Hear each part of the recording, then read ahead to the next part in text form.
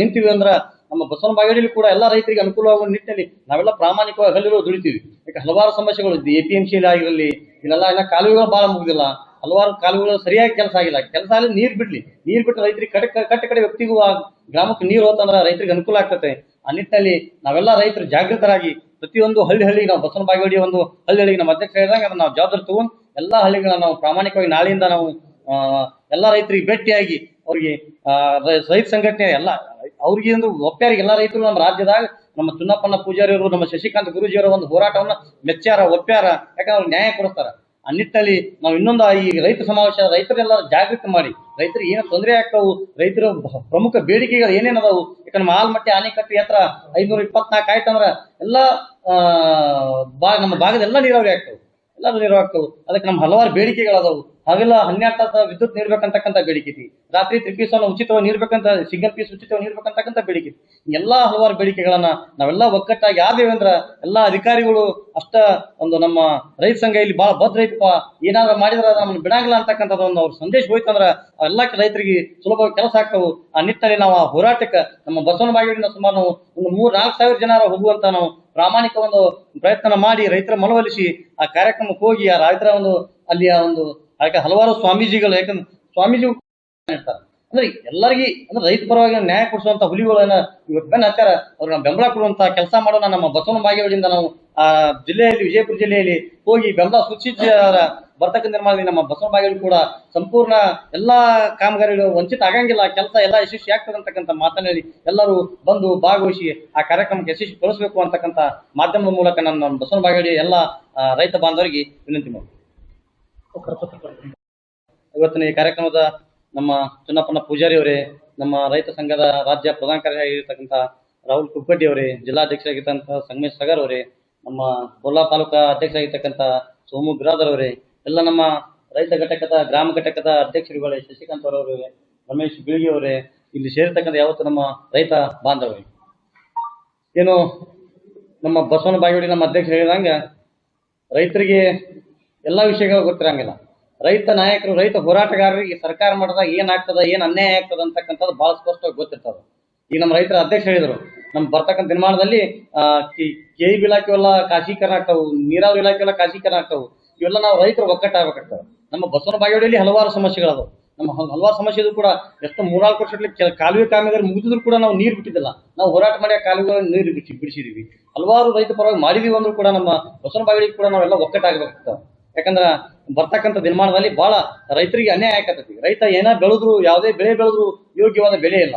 ಅದಕ್ಕೆ ನಮ್ಮ ನಾಳೆ ನಡೆಯುವಂತ ಸಮಾವೇಶಕ್ಕೆ ನಮ್ಮ ಅಧ್ಯಕ್ಷರಿಗೆ ನಮ್ಮ ರಾಜ್ಯ ರೈತ ಸಂಘ ಹಾಗೂ ಹಸಿರು ಸೇನೆ ವತಿಯಿಂದ ಮೇ 8ರಂದು ವಿಜಯಪುರ ದರ್ಬಾರ್ ಗ್ರೌಂಡ್ನಲ್ಲಿ ನಡೆಯುವಂತಹ ಒಂದು ಬೃಹತ್ ರೈತ ಜಾಗೃತಿ ಸಮಾವೇಶ ಇವತ್ತು ನಮ್ಮ ಈ ಬಸವನ ಬಾಗೇವಾಡಿಯ ಒಂದು ಸುದ್ದಿಗೋಷ್ಠಿಯಲ್ಲಿ ಬಸವನ ಬಾಗೇವಾಡಿಯ ರೈತರಿಗೆ ಒಂದು ಕರೆ ಕೊಡಬೇಕು ಅಂತಕ್ಕಂಥ ಒಂದು ಉದ್ದೇಶ ಇಟ್ಕೊಂಡು ನಮ್ಮ ರಾಜ್ಯದ ಒಬ್ಬ ಕ್ರಿಯಾಶೀಲ ರೈತ ಸಂಘದ ರಾಜ್ಯಾಧ್ಯಕ್ಷರು ಇಡೀ ರಾಜ್ಯವೇ ರೈತ ಶಕ್ತಿಯನ್ನ ಒಂದು ಕಬ್ಬಿನ ಹೋರಾಟದ ಮೂಲಕ, ಆ ಹೋರಾಟದ ಯಶಸ್ವಿ ಮಾಡುವ ಮೂಲಕ ನಮಗೆಲ್ಲ ಒಂದು ಹೆಚ್ಚಿನ ಒಂದು ಬೆಲೆಯನ್ನ ಕೊಡುವಲ್ಲಿ ಬಹಳ ಪ್ರಾಮಾಣಿಕವಾಗಿ ಆ ಗುರ್ಲಾಪುರ ಒಂದು ಐತಿಹಾಸಿಕ ಹೋರಾಟದ ಗುರ್ಲಾಪುರ ಹುಲಿ ಎಂದೇ ಖ್ಯಾತಿಯಾಗಿರ್ತಕ್ಕಂಥ ನಮ್ಮ ರಾಜ್ಯಾಧ್ಯಕ್ಷರಾಗಿರ್ತಕ್ಕಂಥ ಚುನ್ನಪ್ಪಣ್ಣ ಪೂಜಾರಿ ಅವರಿಗೆ ನಮ್ಮೆಲ್ಲರ ಪರವಾಗಿ ನಾನು ಸುಸ್ವಾಗತ ಬಯಸ್ತೀನಿ. ಯಾಕಂದ್ರೆ ಪ್ರಥಮ ಬಾರಿಗೆ ನಮ್ಮ ಬಸವನ ಬಾಗೇವಾಡಿಗೆ ಆಗಮಿಸ್ತಾ ಇದ್ದಾರೆ. ಅದು ನಮ್ಮ ಬೆಳಗ್ಗೆನ ನಮ್ಮ ಸಂಗಮೇಶ್ವರ ಫೋನ್ ಮಾಡಿದ್ರು, ಇವತ್ತು ಸುದ್ದಿಗೋಷ್ಠಿ ಮಾಡೋಣ ಅಂದಾಗ ಯಾಕೆ ಭಾಳ ಖುಷಿ ಆಯ್ತು ನಮಗೂ ಕೂಡ. ಅದ್ರ ಇನ್ನ ಹಲವಾರು ರೈತರು ಬರೋರಿದ್ರು. ಆದ್ರೆ ನಮ್ಮ ಪತ್ರಿಕಾ ಮಿತ್ರರಿಗೆ ನಮಸ್ಕಾರನ ಇರುತ್ತಾ. ಏನು ಕರ್ನಾಟಕ ರಾಜ್ಯ ರೈತ ಸಂಘ ಹಸಿರು ಸೇನೆ ಇದೇ ಬರ್ತಕ್ಕಂಥ 8ನೇ ತಾರೀಕು ಒಂದು ಬೃಹತ್ ರೈತ ಜಾಗೃತ ಸಮಾವೇಶವನ್ನು ನಮ್ಮ ಮುಗುಳ್ಕೋಡ ಮುರುಘರಾಜೇಂದ್ರ ಮಹಾಸ್ವಾಮೀಜಿಗಳು ಅವರ ನೇತೃತ್ವ ಮತ್ತು ಚಂದ್ರಶೇಖರ್ ಶಿವಾಚಾರ್ಯರು, ಮುರುಗೇಂದ್ರ ಶಿವಾಚಾರ್ಯರು ಮತ್ತು ನಮ್ಮ ಶಶಿಕಾಂತ್ ಗುರೂಜಿಯವರು, ಹೀಗೆ ಹಲವಾರು ಪೂಜ್ಯರ ನೇತೃತ್ವ ಮತ್ತು ಈ ರಾಜ್ಯ ಪ್ರಧಾನ ಕಾರ್ಯದರ್ಶಿಯಾಗಿರ್ತಕ್ಕ ರಾಹುಲ್ ಕುಕ್ಕಡಿ ಅವರು, ರಾಜ್ಯ ಉಪಾಧ್ಯಕ್ಷರಾಗಿರ್ತಕ್ಕಂಥ ಕಲ್ಲಣ್ಣವರು, ಸಂಗಮೇಶ್ ಅವರು, ಸೋಮು ಅವರು, ಹಲವಾರು ಅಣ್ಣ ರೈತ ಮುಖಂಡರ ಮತ್ತು ರೈತ ದೇವರಗಳ ನೇತೃತ್ವದಲ್ಲಿ ಒಂದು ದೊಡ್ಡ ಬೃಹತ್ ರೈತ ಜಾಗೃತ ಸಮಾವೇಶವನ್ನು ಮಾಡ್ತಾ ಇದ್ದೀವಿ. ಆ ಸಮಾವೇಶಕ್ಕೆ ಎಲ್ಲರೂ ಕೂಡ ಪಕ್ಷಾತೀತವಾಗಿ ಮೊದಲನೇದಾಗಿ ಭಾಗವಹಿಸಬೇಕಂತೇಳಿ ಪತ್ರಿಕೆಯ ಮುಖಾಂತರ ಕರೆಯನ್ನು ಕೊಡ್ತಾ ಇದ್ದೀನಿ. ಕಾರಣ ಏನಪ್ಪಾ ಅಂತಂದ್ರೆ ಇವತ್ತು ಆಲ್ಮಟ್ಟಿ ಜಲಾಶಯನ ಎತ್ತರಕ್ಕೆ ಏರಿಸಬೇಕು ಅನ್ನುವಂಥದ ಬಹಳಷ್ಟು ಬಹುದಿನದ ಹೋರಾಟ ಆಗ್ತಾ ಇದೆ. ಅದು ಬದಲಾವಣೆ ಆಗ್ಬೇಕು. ಯಾಕಂತಂದ್ರೆ ಈ ಸುಮಾರು 5 ಜಿಲ್ಲೆ ರೈತರ ಬಹಳಷ್ಟು ಇವತ್ತು ಬರಗಾಲನ ಅನುಭವಿಸ್ತಾರೋ, ನೀರ ಅವ್ರಿಗೆ ಮುಟ್ಟದೇ ಇರ್ತಕ್ಕಂಥ, ವಿಶೇಷವಾಗಿ ಬಾಗೇವಾಡಿಗೆ ಇನ್ನ ಕೂಡ ಇಲ್ಲಿ ನೀರು ಮುಟ್ಲಿಕ್ಕೆ ಆಗಿಲ್ಲ. ಪಾಪ ಈ ಭಾಗದ ರೈತರಿಗೆಲ್ಲ ಕೂಡ ಸರಿಯಾಗಿನ ಬೆಳೆ ಇಲ್ಲ, ಸರಿಯಾಗಿ ನೀರು ಮುಟ್ತಾರೆ. ಈ ರೀತಿ ಸುಮಾರು 5 ಜಿಲ್ಲೆಗಳು ಹಿಂದುಳಿದವು. ಅದನ್ನ ತಕ್ಷಣ ಮೇಲಕ್ಕೆ ಏರಿಸಲೇಬೇಕು ಅನ್ನುವಂಥ ಒಂದು ಬೃಹತ್ ವಿಚಾರನ ಕೂಡ ಸರ್ಕಾರಕ್ಕ ಎಚ್ಚರಿಕೆ ಮೂಡಿಸುವಂತ ವಿಚಾರ ಇರ್ಬೋದು. ಕಬ್ಬು ಬೆಳೆಗಾರದು ಕೂಡ ಕಬ್ಬು ಬೆಳೆಗಾರದು ಈಗಾಗಲೇ ಕಬ್ಬಿನ ಬೆಲೆಯನ್ನ ನಾವು 3,300 ರೂಪಾಯಿ, ಅದು ಯೋಗ್ಯವಾದ ಬೆಲೆ ಅಲ್ಲ. 5,500 ರೂಪಾಯಿ ರೈತರಿಗೆ ಕಬ್ಬಿನ ಬೆಲೆ ಕೊಡಬೇಕು ಅನ್ನುವಂತ ವಿಚಾರನ ಕೂಡ ಅವತ್ತ ಗಟ್ಟಿಯಾಗಿ ಸರ್ಕಾರಕ್ಕೆ ಎಚ್ಚರಿಕೆಯನ್ನು ಮಾಡ್ಬೇಕಾಗೈತಿ. ಮತ್ತ ಕಾರ್ಖಾನೆಗಳ ಮುಂದ ಸರ್ಕಲ್ಗಳಲ್ಲಿ ಗೌರ್ಮೆಂಟ್ APMC ಅಂದ್ರ ಬೆವರೇಜ್ ಅನ್ನು ಕುಣಿಸ್ಬೇಕಾಗೈತಿ. ಅದು ಮಾಡಿ ಸಾಕಷ್ಟು ರೈತರು ಇವತ್ತ ದೇಶದಾಗ ರಾಜ್ಯದಾಗ ಆತ್ಮಹತ್ಯೆ ಮಾಡ್ಕೋತಾರು. ಈ ಆತ್ಮಹತ್ಯೆ ನಿಲ್ಬೇಕಪ್ಪ ಅಂದ್ರೆ 0% ಬಡ್ಡಿಲಿ ಎಕರೆಗೆ 1 ಲಕ್ಷ ರೂಪಾಯಿ ಕೊಡ್ಬೇಕನ್ನೋ ಒತ್ತಾಯ ಕೂಡ ಇದೆ. ರೈತರ ಬದುಕ ಬಹಳಷ್ಟ ಇವತ್ತು ಹೀನಾಯ ಆಗತ್ತಾವ. ವಿದ್ಯುತ್ತನ್ನು ಖಾಸಗೀಕರಣ ಮಾಡತ್ತಾರೋ, ನೀರಾವರಿಯನ್ನು ಖಾಸಗೀಕರಣ ಮಾಡತ್ತಾರೋ. ಹಿಂಗಾಗಿ ಬಹಳಷ್ಟು ನಮ್ಮ ಕುಟುಂಬಗಳು, ರೈತ ಕುಲ ಆತಂಕದಾಗ ಐತಿ. ಆ ಕಾರಣಕ್ಕಾಗಿ ಇವತ್ತ 8ನೇ ತಾರೀಕ ಒಂದು ದೊಡ್ಡ ಬೃಹತ್ ಜಾಗೃತ ಸಮಾವೇಶ ಮಾಡ್ತಾ ಇದ್ದೀವಿ. ಆ ಸಮಾವೇಶಕ್ಕ ಸುಮಾರು ಕಡಿಮೆ ಅಂದ್ರು ಒಂದು 20,000 ರೈತರು ಭಾಗವಹಿಸ್ಬೇಕಂತೇಳಿ ನಾವೆಲ್ಲ ಈಗಾಗಲೇ ಸುಮಾರು 14-15 ತಾಲೂಕದಾಗ ನಾವೆಲ್ಲ ಕೂಡ ಈಗಾಗಲೇ ಎಲ್ಲಾ ರೈತರು ಕೂಡ ನಾವು ಗಟ್ಟಿವಾದ ವಿಚಾರನ್ನ ಮುಟ್ಟಿಸಿ ಆ ಸಮಾವೇಶನ ಯಶಸ್ವಿ ಮಾಡಲಿಕ್ಕೆ ತಮ್ಮ ಪತ್ರಿಕಾ ಮಿತ್ರರು, ತಾವು ಎಲ್ಲ ಪಕ್ಷಾತೀತವಾಗಿ ರೈತ ಪರ ಸಂಘಟನೆಗಳು, ದಲಿತ ಪರ ಸಂಘಟನೆಗಳು ಎಲ್ಲರೂ ಕೂಡ ಪಕ್ಷಾತೀತವಾಗಿ ಭಾಗವಹಿಸಿ ರೈತ ಏನು ಜಾಗೃತ ಸಮಾವೇಶವನ್ನ ಐತಿ ಆ ಸಮಾವೇಶನ ಯಶಸ್ವಿಗೊಳಿಸಲಿಕ್ಕೆ ತಾವೆಲ್ಲರೂ ಪಾತ್ರರಾಗಬೇಕಂತೇಳಿ ಎಲ್ಲರಲ್ಲಿ ವಿನಂತಿ ಮಾಡ್ತೀವಿ.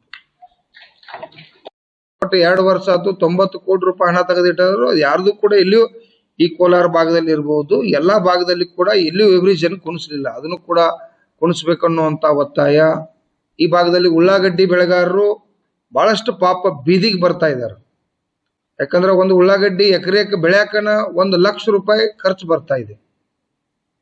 1 ಲಕ್ಷ ರೂಪಾಯಿ ಖರ್ಚು ಬಂದ್ರೆ ಅವ್ರ ಖರ್ಚಿಗೂ ಕೂಡ ಬರದೇ ಇರ್ತಕ್ಕಂಥ ಪರಿಸ್ಥಿತಿ ಇವತ್ತ ಅವ್ರು ರುಡ್ರು ಹೊಡೆದು ತಮ್ಮ ಹೊಲದಾಗನ ಗೊಬ್ಬರ ಮಾಡುವಂತ ಪರಿಸ್ಥಿತಿ ಬಹಳಷ್ಟು ಸಾವಿರಾರು ಕುಟುಂಬಗಳು ಈ ಭಾಗದಾಗ, ಈ ವಿಜಯಪುರ ಜಿಲ್ಲೆ ಇರ್ಬೋದು, ಕೆಲವು ನಮ್ಮ ರಾಜ್ಯದಲ್ಲಿ ಉಳ್ಳಾಗಡ್ಡಿ ಬೆಳೆಗಾರ ಬೀದಿಗೆ ಬರತ್ತಾರ. ಉಳ್ಳಾಗಡ್ಡಿ ಬೆಳೆಗಾರಿಗೆ ಶ್ರಮದ ತಕ್ಕಂತೆ ಮಿನಿಮಮ್ ಇಲ್ಪ ಅಂತಂದ್ರ 25 ರೂಪಾಯಿ ಅಂದ್ರೆ 25 ರೂಪಾಯಿ ಕಿಲೋ ಆದ್ರೂ ಅವ್ರು ಉಳ್ಳಾಗಡ್ಡಿ ಮಾರಿದ್ರೆ ಮಾತ್ರ ಬದುಕಲಿಕ್ಕೆ ಸಾಧ್ಯತೆ. ಅದಕ್ಕೆ ಯೋಗ್ಯವಾದ ರೇಟನ್ನ ಇವತ್ತು ಸರ್ಕಾರ ಘೋಷಣೆ ಮಾಡ್ಬೇಕಾಗೈತಿ. ಮತ್ತೆ DCC ಬ್ಯಾಂಕ್ದಿಂದ ಕಡ್ಡಾಯವಾಗಿ ರೈತರಿಗೆ 1 ಲಕ್ಷ ರೂಪಾಯಿ 0% ಬಡ್ಡಿಲೆ, ಅದು 10 ಎಕರೆ ಇರಲಿ, 20 ಎಕರೆ ಇರಲಿ, 100 ಎಕರೆ ಇರಲಿ. ಯಾಕಂದ್ರೆ ಇವತ್ತು ನಾಡಿಗೆ ಅನ್ನ ಹಾಕಾಗೆ ನಾವು ಬೆಳೆಯತ್ತು. ಮತ್ತು ನಮಗೆ 0% ಬಡ್ಡಿಲೆ ರಾಜ್ಯ ಸರ್ಕಾರ ಮತ್ತು ಕೇಂದ್ರ ಸರ್ಕಾರ ಏನೋ 1 ಲಕ್ಷ ಕೋಟಿ ರೂಪಾಯಿ ಇವತ್ತು ರೈತರಿಗೆ ಕೊಟ್ರಪ್ಪ ಅಂತಂದ್ರ ಒಂದು 5,000 ಕೋಟಿ ರೂಪಾಯಿ ರಾಜ್ಯ ಸರ್ಕಾರ ತುಂಬತೈತಿ, ಕೇಂದ್ರ ಸರ್ಕಾರ ಒಂದು 3,500 ಕೋಟಿ ರೂಪಾಯಿ, DCC ಬ್ಯಾಂಕ್ 1% ತುಂಬತೈತಿ. ಈ ರೀತಿ 2 ಲಕ್ಷ ಕೋಟಿ ರೂಪಾಯಿ ಬಿಡುಗಡೆ ಮಾಡಿರಪ್ಪ ಅಂತಂದ್ರೆ ಇಡೀ ರಾಜ್ಯದ ರೈತರಿಗೆ ಪ್ರತಿಯೊಬ್ಬ 1 ಎಕರೆ ರೈತರಿಗೆ 0% ಸಾಲ ಕೊಟ್ರಂದ್ರೆ ನಮ್ಮ ರೈತರ ಆತ್ಮಹತ್ಯೆ ನಿಲ್ತಾವ. ಯಾಕಂದ್ರೆ ನಾವೀಗ ಪ್ರೈವೇಟ್ ಸಾಲ ಮತ್ತೊಂದು ಈ ಪತ್ರಿಕಾ ಮಾಧ್ಯಮ ಮಿತ್ರರಿಗೆ ನಮಸ್ಕಾರಗಳನ್ನು ಸಲ್ಲಿಸಿ, ಕರ್ನಾಟಕ ರಾಜ್ಯ ರೈತ ಸಂಘ ಹಾಗೂ ಹಸಿರು ಸೇನೆ ವತಿಯಿಂದ ರಾಜ್ಯ ಮಟ್ಟದ 4ನೇ ಬೃಹತ್ ಸಮಾವೇಶವನ್ನ ಹಮ್ಮಿಕೊಂಡಿರ್ತಕ್ಕಂಥ ಕಾರ್ಯಕ್ರಮಕ್ಕೆ ಆಗಮಿಸಿರ್ತಕ್ಕಂಥ ಗೌರವಾನ್ವಿತ ನಮ್ಮ ರಾಜ್ಯಾಧ್ಯಕ್ಷರಾದ ಚನ್ನಪ್ಪನ ಪೂಜಾರಿ ಸರ್ ಅವರೇ, ಹಾಗೂ ನಮ್ಮ ರಾಜ್ಯ ಉಪಾಧ್ಯಕ್ಷರಾಗಿರ್ತಕ್ಕಂಥ ಕಲ್ವಣ್ಣ ಸೊನ್ನದರವರೇ, ನಮ್ಮ ಜಿಲ್ಲಾ ಅಧ್ಯಕ್ಷರಾಗಿರ್ತಕ್ಕಂಥ ಸಂಗಮೇಶನ ಸಗರ್ ಅವರೇ, ರಾಮನಗೌಡ ಪಾಟೀಲ್ ರವರೇ, ನಮ್ಮ ಕೋಲಾರ ತಾಲೂಕು ಅಧ್ಯಕ್ಷರಾಗಿರ್ತಕ್ಕಂಥ ಸೋಮಣ್ಣ ಬಿರಾದಾರ್ ಅವರೇ, ನನ್ನ ಬಾಗೇವಾಡಿ ತಾಲೂಕಿನ ಎಲ್ಲ ಗೌರವಾನ್ವಿತ ನನ್ನ ರೈತ ಬಂಧುಗಳೇ ನಮಸ್ಕಾರಗಳು. ಈಗಾಗಲೇ ನಮ್ಮ ರಾಜ್ಯಾಧ್ಯಕ್ಷರು ಹೇಳಿದ ಹಾಗೆ ಬಿಜಾಪುರ ಜಿಲ್ಲೆಯಲ್ಲಿ ರಾಜ್ಯ ಮಟ್ಟದ ಒಂದು ಸಮಾವೇಶವನ್ನ ಯಾಕೆ ಹಮ್ಮಿಕೋಬೇಕು ಅಂತೇಳಿ ವಿಚಾರ ಮಾಡಿದಾಗ, ಏನು ನಮ್ಮ ಆಲ್ಮಟ್ಟಿ ಜಲಾಶಯನ್ನ 60 ವರ್ಷಗಳಿಂದ ಏನೈತಿ ಇನ್ನೂ ಅದು ಹಾಗೆ ಕೂತಿದೆ. ಅದಕ್ಕೆ 524.256 ಮೀಟರ್ಗೆ ಎತ್ತರಿಸಬೇಕು ಅಂತೇಳಿ ಆಗ್ರಹ ಇವತ್ತು ರಾಜ್ಯ ಸರ್ಕಾರ ಆಗಿರ್ಬೋದು, ಕೇಂದ್ರ ಸರ್ಕಾರಕ್ಕೆ ನಾವು ಒಂದು ಗಡುವನ್ನು ಕೊಡ್ತಾ ಇದ್ದೀವಿ. ಇದನ್ನು ಅಕಸ್ಮಾತ್ ಆಗಿ ಇದನ್ನು ನೀವು ಬಿಜಾಪುರದಿಂದ ಆಲ್ಮಟ್ಟಿಯವರೆಗೆ ಲಕ್ಷಾಂತರ ಜನ ಅಲ್ಲೇ ಠಿಕಾಣಿ ಹೂಡಿ ಕೂಡ್ತಕ್ಕಂಥ ವ್ಯವಸ್ಥೆ ಮಾಡ್ಬೇಕಂತೇಳಿ ಇವತ್ತು ಸಮಾವೇಶ ಮಾಡ್ಕೊಂಡ ಇದ್ದೇವೆ. ಇದ್ರ ಜೊತೆಗೇನೆ ಇವತ್ತು ಪ್ರಗತಿಪರ ರೈತರು ಸಾಧನೆ ಮಾಡಿರ್ತಕ್ಕಂಥ ಅವರಿಗೆ ನೇಗಿಲ ಯೋಗಿ ಪ್ರಶಸ್ತಿ ಕೂಡ ಮಾಡ್ತಾ ಇದ್ದೇವೆ. ಅದ್ರ ಜೊತೆಗೆ ವಿವಿಧ ಕ್ಷೇತ್ರಗಳಲ್ಲಿ ಸಾಧನೆ ಮಾಡಿರ್ತಕ್ಕಂಥ ಸಾಧಕರಿಗೆ ರಾಷ್ಟ್ರೀಯ ಸಮಾಜ ಸೇವಾ ರತ್ನ ಪ್ರಶಸ್ತಿಯನ್ನು ಕೊಡ್ತಾ ಇದ್ದೇವೆ. ಅದಕ್ಕಾಗಿ ನನ್ನ ಬಾಗೇವಾಡಿ ತಾಲೂಕಿನ ಎಲ್ಲ ರೈತ ಬಾಂಧವರು ಪಕ್ಷಾತೀತವಾಗಿ ಜಾತ್ಯತೀತವಾಗಿ ಈ ಕಾರ್ಯಕ್ರಮಕ್ಕೆ ಬಂದು, ಈಗಾಗಲೇ ರಾಜ್ಯಾಧ್ಯಕ್ಷರು ಹೇಳಿದ ಹಾಗೆ ಈಗ ನಮ್ಮ ಉಳ್ಳಾಗಡ್ಡಿ ಹೆಚ್ಚಿನ ಪ್ರಮಾಣದಲ್ಲಿ ಬೆಳಿತೀವಿ, ದ್ರಾಕ್ಷಿ ಬೆಳಿತೀವಿ. ಈಗ ನಮ್ಮ ದ್ರಾಕ್ಷಿಗೆ ಕೂಡ ಬೆಂಬಲ ಬೆಲೆ ಸಿಗುದಿಲ್ಲ. 100 ಆಗಿರ್ತೈತಿ, 90 ಆಗಿರ್ತೈತಿ. ಹೀಗಾಗಿ ಅದು ಕಷ್ಟ ಐತಿ. ಈಗಾಗಲೇ ಆಣಿಕಲ್ಲೆ ಮಳೆ ಬಿದ್ದು ಉಳ್ಳಾಗಡ್ಡಿ ಎಲ್ಲ ಸರ್ವನಾಶ ಆಗೈತಿ. ಯಾಕಂದ್ರೆ ರೈತರು ಭಾಳ ಎಲ್ಲ ಕಷ್ಟ ಐತಿ. ಅಲ್ಲೇ ಜಿಲ್ಲಾಧಿಕಾರಿಗಳು ಬಂದಿರ್ತಾರ, ಅವ್ರ ಮುಖಾಂತರನೇ ಈ ಯೋಗ್ಯವಾದ ಬೆಲೆ ಕೊಡಬೇಕು ಅಂತ ಹೇಳ್ತಕ್ಕಂಥ ಒಂದು ಆಗ್ರಹ ಮಾಡೋದಕ್ಕೋಸ್ಕರ ಅದ್ರ ಜೊತೆಗೆ ಎಲ್ಲಾ ರೈತರು ಒಂದು ಒಗ್ಗಟ್ಟಾಗಬೇಕಂತ ಸಮಾವೇಶ ಮಾಡ್ತಾ ಇದ್ದೀವಿ. ಅದಕ್ಕೆ ಎಲ್ಲರೂ ಬಂದು ಈ ಕಾರ್ಯಕ್ರಮ ಯಶಸ್ವಿ ಮಾಡ್ಬೇಕಂತೇಳಿ ಈ ಮೂಲಕ ಕೇಳ್ಕೊತಾ ಇದ್ದೀವಿ.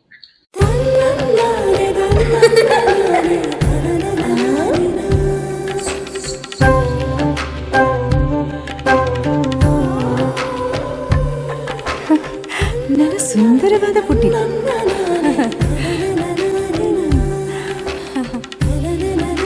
ಪಾಪಾ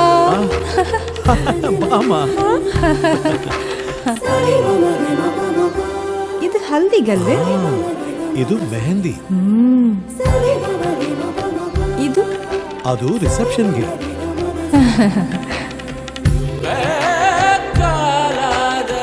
ಇದು ಯಾವುದಕ್ಕೆ?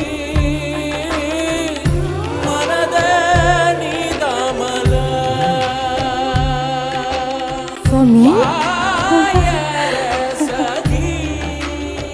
Sultan Diamonds and Gold. Your life, your moments. Treasure the golden moments of your life.